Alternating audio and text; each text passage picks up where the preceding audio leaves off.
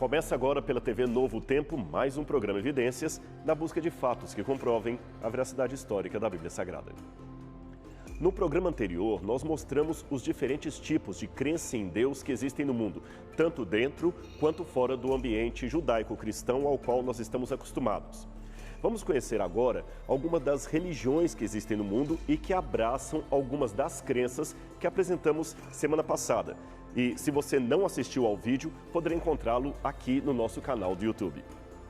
Vamos então começar pela mais intrigante de todas as religiões do Oriente, o hinduísmo.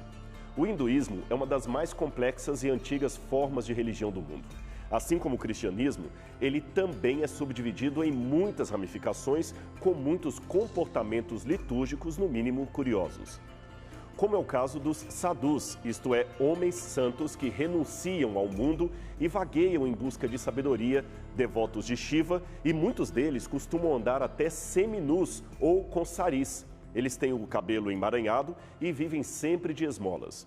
Este, por exemplo, é um Swami, um santo elevado que afirma estar há 20 anos com o braço erguido sem nunca baixá-lo. Isto é uma forma de austeridade, a fim de destruir todos os desejos que pudessem interromper o caminho entre ele e a divindade. O hinduísmo é a terceira maior religião do mundo, que em 2015 ultrapassara 1 bilhão de seguidores, perfazendo deste modo 15% da população mundial. Fundação. A sua origem se deu na Índia por volta de 1500 a.C. Os seus livros sagrados são os Vedas, os Brahmanas, o Upanishads, o Mahabharata e o Bhagavad Gita. Estes são os mais conhecidos, mas há muitos outros livros sagrados dentro do hinduísmo. Sendo uma religião nacional, só pode ser hindu quem já nasce hindu. Portanto, o hinduísmo existe na Índia, onde estão a maioria dos seus fiéis, e também em algumas regiões como a Indonésia, o Paquistão, o antigo Ceilão, a antiga Birmânia, a Malásia, e também Moçambique e na África do Sul. Agora, é claro que com a migração de indianos para outros países como Estados Unidos, França, Canadá e Alemanha, populações de hindus começam aos poucos a se firmar também nesses territórios. Antes de falar da doutrina, ou menos geral, do próprio hinduísmo, é bom esclarecer o seguinte. Como já dissemos, existem muitos segmentos hindus, de modo que o nome hinduísmo é tão genérico ou pluralista como o nome cristianismo, que também é uma coleção de centenas, milhares de religiões ditas cristãs. Pois bem, a diferença, no entanto, é que o hinduísmo não se caracteriza por uma teologia dogmática que, em tese, classificaria o que é ortodoxo e o que é herético no ensinamento hindu. Eles são mais preocupados com as práticas litúrgicas e com os rituais do que com uma espécie de doutrina certa ou errada. Agora, contudo, é possível apontar pelo menos 3 religiões originadas no hinduísmo, que, pelo seu desenvolvimento posterior, já não se identificam mais como religiões hindus. Seriam elas o budismo, o jainismo e o movimento Hare Krishna. Este último, para alguns, não seria uma religião propriamente dita, mas uma filosofia de vida que certos autores identificam com o hinduísmo, outros como sendo um movimento de características próprias que já não pode mais ser identificado com o adjetivo de hindu. Mas à frente no programa, nós vamos falar sobre esses 3 segmentos aí do hinduísmo.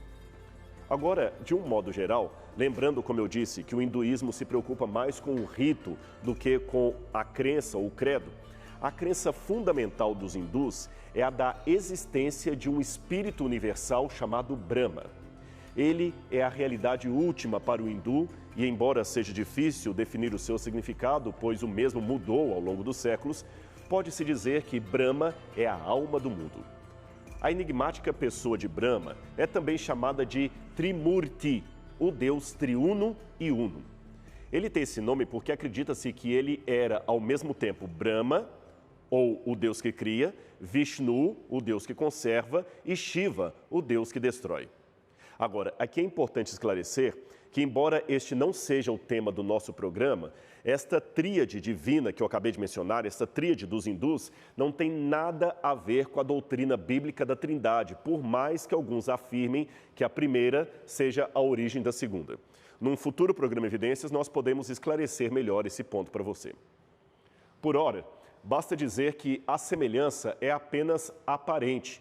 E lembrando que o erro é uma distorção ou falsificação da verdade, não devo me surpreender de encontrar algumas semelhanças entre ambas. Afinal, ninguém falsifica uma nota de R$ 200, pois tal nota não existe. Só se falsifica o que é verdadeiro. E o falso sempre imita o verdadeiro, nunca o contrário. No caso específico do hinduísmo, a semelhança com a Trindade, como eu disse, é apenas aparente, porque no hinduísmo temos uma energia divina que nem sempre é entendida como um ser pessoal, e esta energia é às vezes chamada de Brahma, às vezes de Vishnu, às vezes de Shiva. É um elemento, portanto, composto de 3 diferentes nomes, e não 3 pessoas perfazendo uma trindade, conforme afirma a doutrina cristã. Outro erro é a assimilação que muitos fazem entre Jesus e Krishna. Essa divindade longamente adorada pelos hindus não tem nada a ver com o Senhor Jesus Cristo. Dizem que Krishna também nasceu de uma virgem no dia 25 de dezembro, que foi perseguido por um rei malvado que massacrou outras crianças, salvando apenas ele mesmo, que esse Krishna um dia foi levado ao templo por seus pais e que os sacerdotes se admiraram da sua sabedoria. Aí a conclusão que fazem é óbvia, que a história de Cristo seria, por ser posterior, uma versão plagiada da história de Krishna. Novamente, nós não vamos abordar este assunto aqui para não sair do nosso tema, mas eu vou me limitar a dizer que as comparações feitas entre Krishna e Jesus são falsas e não estão baseadas em fontes realmente hindus, isto é, nos livros sagrados do hinduísmo. Naqueles livros ali, os livros do hinduísmo, não há absolutamente nada que diga que Krishna nasceu de uma virgem. Pelo contrário, o Mahabharata diz que Krishna é o 8º filho da princesa Devaki e do seu marido. O seu nascimento se deu no 8º dia do mês de Savana, que equivale ao nosso dia 19 de julho e não tem nada a ver com 25 de dezembro. Aliás, nem mesmo o cristianismo, a Bíblia Sagrada nesse caso, afirma que Jesus teria nascido em 25 de dezembro. Tudo isso, portanto, não passa de lenda urbana misturada com teorias da conspiração.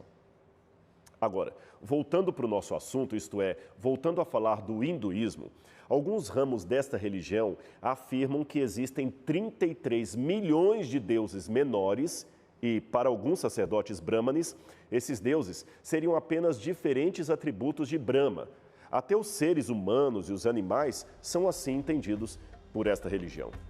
Uma típica concepção hindu acredita que todos os seres vivos do planeta são gotas do grande oceano divino, a saber, Brahma. E, como gotas, nós saímos deste oceano ao nascer e voltaremos para ele depois que morrermos. Uma curiosidade que muitos têm é sobre a santificação de certos animais na Índia que são considerados sagrados, especialmente a vaca. A vaca é considerada um animal sagrado porque os hindus creem que em seu corpo habita um espírito especial de Brahma. Além disto, a vaca representaria o último estágio da alma no mundo antes de se unir definitivamente com a divindade. Outra coisa que chama bastante a atenção é o polêmico sistema de castas. Segundo esse sistema, todos os seres humanos são criados de diferentes partes do corpo de Brahma. Dependendo de qual parte cada um saiu, estabelece-se em que extrato social a pessoa ficará, com quem poderá se casar, que tipo de profissão poderá exercer e, segundo as sagradas leis de Manu, esta ordem é intocável. Ninguém pode mudar a casta por todo o transcurso de sua vida. Mas os que forem bons podem ser recompensados numa reencarnação futura, quando poderão nascer numa casta mais elevada. Portanto, em termos de relação social, um homem de casta mais elevada não pode, por exemplo, comer nem beber em companhia de um outro de classe inferior. As suas crianças não podem brincar juntas, elas não podem sequer frequentar a mesma escola ou o mesmo templo. Veja mais. Se alguém de uma casta inferior quer comprar algo, olha o que acontece. O comerciante grita para que ele deixe o dinheiro num lugar específico. O lojista então vai, deixa a mercadoria, pega o dinheiro e somente depois aquele que é inferior pode recolher o que comprou. O sistema de castas funciona assim. Os brahmanes são a classe elevada que saiu da boca de Brahma. São sacerdotes, mestres e acadêmicos. Os kshatriyas são os que saíram dos ombros de Brahma. São os políticos, os militares. Os vaishyas saíram do ventre de Brahma. São os artesãos, comerciantes, latifundiários. E, finalmente, os shudras são os que saíram dos pés de Brahma. E, por isso, são os servos ou trabalhadores em geral. Mas há ainda uma classe inferior que estaria abaixo ou fora de todas as castas. São os intocáveis, também chamados de Dalits. Eles são tão rejeitados que não podem nem ao menos entrar na maioria dos templos. Este homem com o seu irmão, eles limpam latrinas, sem nenhuma luva, sem qualquer material de proteção. É claro que seria um exagero dizer que todos os indianos acreditam no sistema de castas. Afinal, estamos falando de um país gigantesco. Além do mais, em 1950, a Constituição indiana aboliu o sistema de castas e, portanto, ele não tem mais respaldo na lei civil. Mas, na prática, esta ainda é uma crença predominante naquela cultura. O que podemos dizer em relação ao cristianismo? Aqui eu não me refiro ao mundo do cristianismo, nem à sociedade dita cristã, pois esta também está repleta de desigualdades e injustiças sociais, mas eu gostaria de me referir aos ensinamentos de Jesus. Qual a relação que tem entre os ensinos de Jesus e do hinduísmo? Quais são as principais diferenças entre os dois sistemas? Este será o nosso assunto depois do intervalo. Então não sai daí, porque o Evidências volta já já.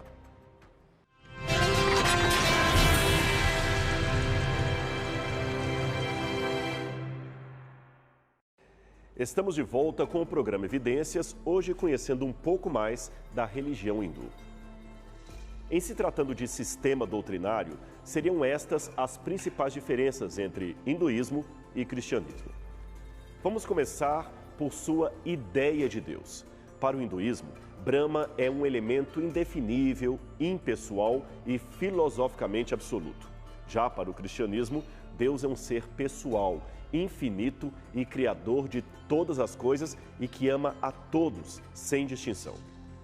Sobre a humanidade, para os hindus o ser humano é a manifestação do Deus impessoal Brahma. Para os cristãos, o ser humano é a criação de Deus, aquele que foi criado à imagem e semelhança de um Deus pessoal. Quanto ao pecado, para os hindus não existe pecado contra Deus.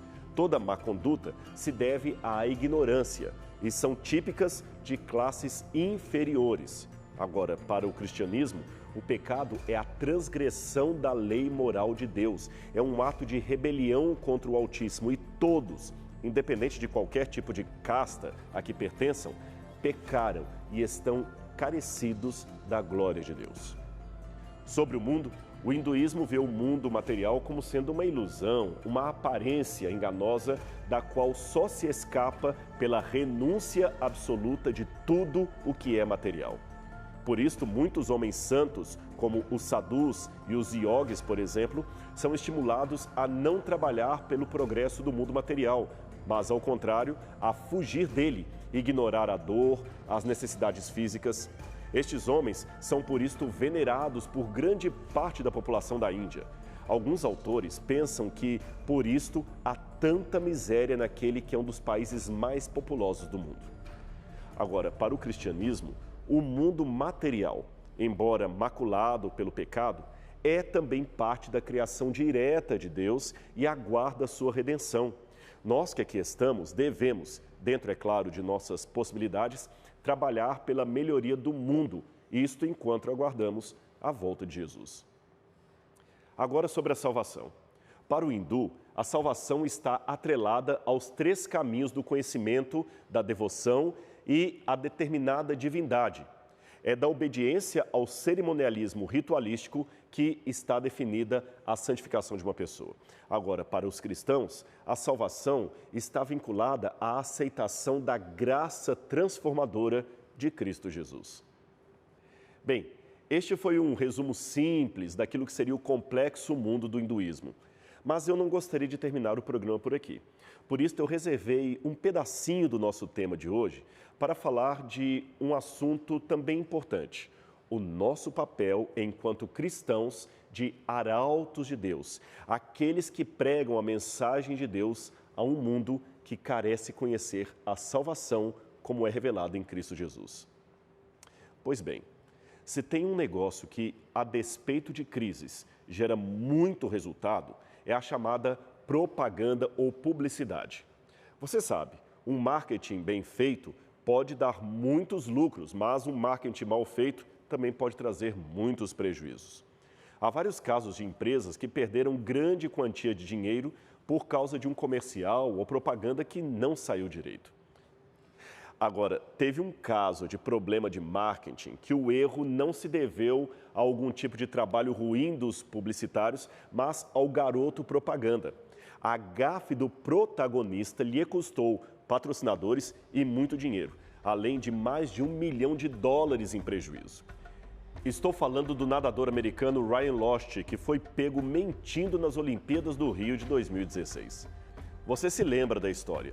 Ele inventou um assalto à mão armada apenas para esconder do público uma noite de farra fora do alojamento. Quando estourou o escândalo, marcas parceiras caíram fora do patrocínio. O episódio feriu a credibilidade do atleta e causou problemas para o time americano. Nenhuma marca queria mais ser vista como patrocinadora do Pinóquio das Olimpíadas. Das Olimpíadas para a Bíblia Sagrada, essa história não é muito diferente em relação ao cristianismo. O apóstolo São Paulo, o grande apóstolo do cristianismo, declarou certa vez que os cristãos seriam o seguinte: o bom perfume de Cristo. 2 Coríntios capítulo 2, verso 15. Eu não creio que estou cometendo nenhum erro hermenêutico ao dizer que isto aqui equivaleria dizer que os cristãos hoje deveriam ser a própria boa propaganda de Cristo. Mas nem sempre é assim. Eu não sou perfeito, mas eu procuro sempre me lembrar que a minha vida pode ser a única Bíblia que muitos leem fora da igreja. E dependendo da situação, isto pode não ser muito bom. Daí a responsabilidade daqueles que dizem acreditar em Deus e em Jesus. Já que falei tanto da Índia e do hinduísmo, que tal um pouquinho de história sobre o mais famoso nome da Índia, Mahatma Gandhi, um nome que evoca o respeito e a admiração dos mais diferentes grupos ao redor do mundo. Pois bem, eu já ouvi falar, e acredito que você também, que Gandhi dizia não ser cristão por causa dos cristãos. A princípio, eu confesso que julguei ser isto uma dessas frases fakes de internet, como as milhares de frases falsamente atribuídas a Clarice Lispector, Einstein, Charles Darwin, Charles Chaplin, John Lennon e outros que se existem por aí. Mas depois de analisar as várias biografias de Gandhi, eu confirmei que o dito "não sou cristão por causa dos cristãos" era verdadeiro. Daí eu comecei a prestar atenção qual era o seu contexto e me arrepiei com o que encontrei. Tudo começa com o trabalho de um missionário metodista chamado Eli Stanley Jones, que partiu para a Índia em 1907 a fim de pregar o Evangelho. Ao chegar lá, ele se dedicou às classes mais baixas da população, incluindo os Dalit, como aliás faria posteriormente a Madre Teresa de Calcutá. Agora, por se envolver ativamente com grupos assistenciais, ele acabou fazendo amizade com muitos líderes do movimento de libertação da Índia, inclusive, dentre eles, um certo Sr. Gandhi, que ainda não havia se tornado o famoso Mahatma, isto é, a grande alma. Em várias de suas obras, Jones declara como ele tinha excertos de sua correspondência pessoal com aquele que seria o grande libertador da Índia. A sua franqueza ao falar do cristianismo é estarrecedora. Mesmo sendo considerado um Billy Graham da Índia, um título, a meu ver, um tanto anacrônico, Jones não escondeu o fato de que fora ali para pregar de Jesus e saíra de lá com a sensação de que foi Gandhi quem o evangelizou, tornando-o um promotor do pacifismo. Tanto é que Jones foi indicado em 1948 para o Prêmio Nobel da Paz. E o seu trabalho de reconciliação na Ásia, África e no Japão foi também reconhecido até nos Estados Unidos.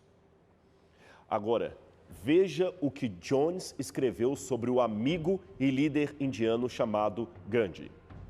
Deus faz uso de muitos instrumentos e ele pode ter recorrido ao Mahatma Gandhi para cristianizar um cristianismo não cristão.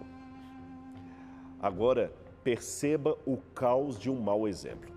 Jones continua contando que certa vez Gandhi considerou a possibilidade de se tornar cristão e chegou a frequentar uma igreja. Mas a igreja era feia, irmãos sonolentos durante o sermão. Naquela atmosfera fria e indiferente, ele foi compelido a desistir de frequentar aquela igreja.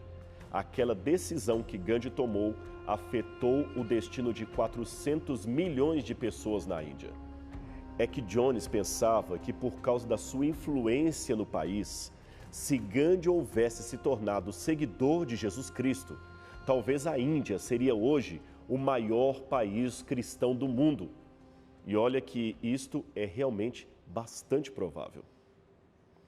Um episódio ocorrido desta vez na África do Sul, em pleno regime do apartheid, tornou a rejeição de Gandhi pelo cristianismo ainda mais acirrada. Os detalhes que descreverei agora foram publicados na revista Christianity Today. Jones não conta todos os detalhes, mas aponta para a sua historicidade. Foi assim. Quando Gandhi era um jovem advogado, ele ficou atraído pela fé cristã, pois tinha estudado a Bíblia e os ensinamentos de Jesus Cristo. Ele estava então explorando seriamente a possibilidade de tornar-se um seguidor de Jesus, tornar-se um cristão. Então, quando decidiu assistir um culto numa igreja local, a coisa não saiu bem. Foi assim que ele subiu os degraus, viu um ancião da igreja, um sul-africano branco, barrando o seu caminho na porta. Onde você pensa que vai, kafir? Kafir era uma palavra pejorativa dada aos negros e estrangeiros. Então Gandhi, de maneira humilde, respondeu ao ancião em um tom simples que queria ir à igreja. Ele replicou: Senhor, eu estou aqui porque gostaria de assistir o culto. Mas o ancião rosnou: aqui não existe lugar para kafirs nesta igreja. Então, fora daqui, negro, ou eu chamarei os meus assistentes para atirá-lo escada abaixo. Depois de um episódio como este, fica difícil dizer alguma coisa que amenize a situação, não é mesmo? Mas ao que parece, Gandhi, embora negasse a possibilidade de se tornar um cristão, não perdeu a sua admiração pelos ensinos de Jesus, especialmente o Sermão da Montanha. Quando ele e Jones se encontraram pela primeira vez, o missionário não hesitou em perguntar-lhe o que os cristãos podiam fazer para que o cristianismo fosse mais naturalmente aceito na Índia e não mais identificado com uma cultura de opressão vinda de um governo estrangeiro. Veja o que Gandhi respondeu.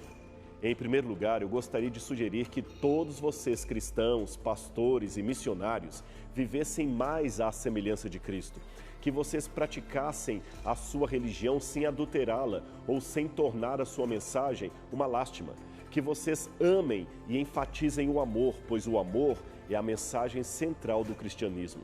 Estudem mais a religião alheia e procurem por alguma coisa que possa existir nelas, no sentido de serem mais simpáticos com aqueles que pensam diferente. Pode parecer estranho, mas eu tomaria não os conselhos de um missionário experiente, mas de Gandhi, para fechar esse programa. Quem sabe deveríamos imitar mais a Jesus para atrair mais as pessoas para Jesus. Lembre-se, meu amigo, o cristianismo conhecido lá fora pode ser a vida que você leva aí na sua casa. No próximo programa Evidências, vamos continuar a nossa jornada conhecendo outras religiões não cristãs que existem ao redor do mundo. Portanto, não perca o nosso encontro aqui semana que vem na TV Novo Tempo. Até lá!